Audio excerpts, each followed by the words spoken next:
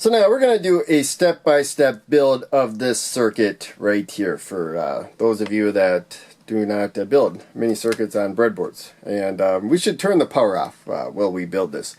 That's usually a good idea. So now we will come back, and so I already got the switch on the board. We are going to start wiring the transistor though. So we have the 2N3906, which I wrote there. I don't have to use the 2N3906. I could use the 2N2907. It's also a PNP bipolar junction transistor with the same pin layout.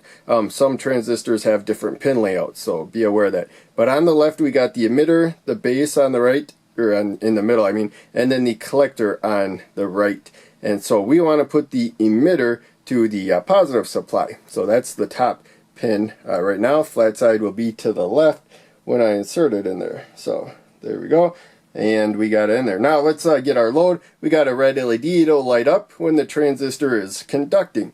And when the transistor is on, as good as it can get, then the load here, the resistor and the LED, will be what limits the current. Now it doesn't matter what order we put them in. We do have to put the LED in the right way though. The long lead, the anode, has to head towards the positive side of the supply, and the short lead of the cathode heads towards ground. So we're going to get it towards the positive side of the supply by going right to the collector of the transistor right there. And then our 220 ohm resistor, again, doesn't matter the order. The red LED is going to drop a couple volts, and then the rest of the voltage will go across the resistor, and it will set the current from there. And we want to go to the negative supply right there, head to ground. Now we are going to start at the switch here and work our way up. So we're going to add a 100 ohm resistor so that the capacitor doesn't become a short circuit briefly, you know.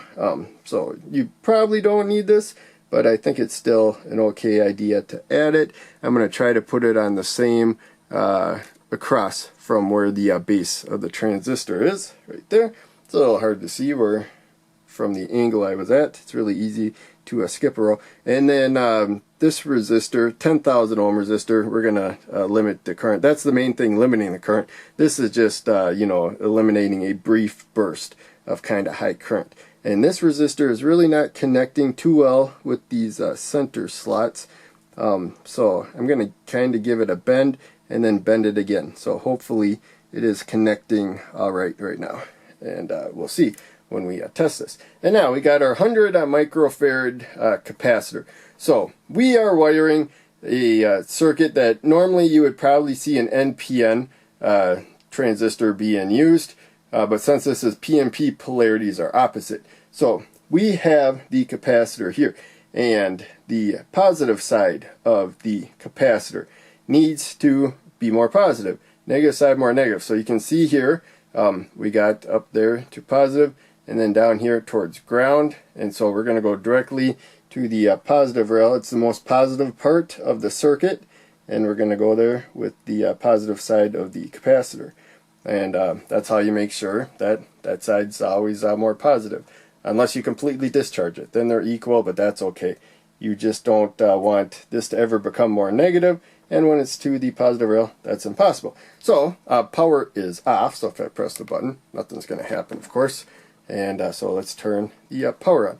And I limited current. If I accidentally caused a short circuit or something, this would say 20 milliamps of current. A short circuit, because that's the maximum I set, a short circuit would actually turn it off. It would keep going off if it sees that no resistance at all. But if we had this 100 ohm get 5 volts across it, we would have hit that 20 milliamp current limit and would have held there. So just be aware that it lowers the voltage in order to protect things. But in any case, let's make sure mostly that resistor got put in nicely, and it did right there. So this is a fade off LED circuit right there, and the timing is determined by the capacitor. But otherwise, that's how simple it is to do a step-by-step build.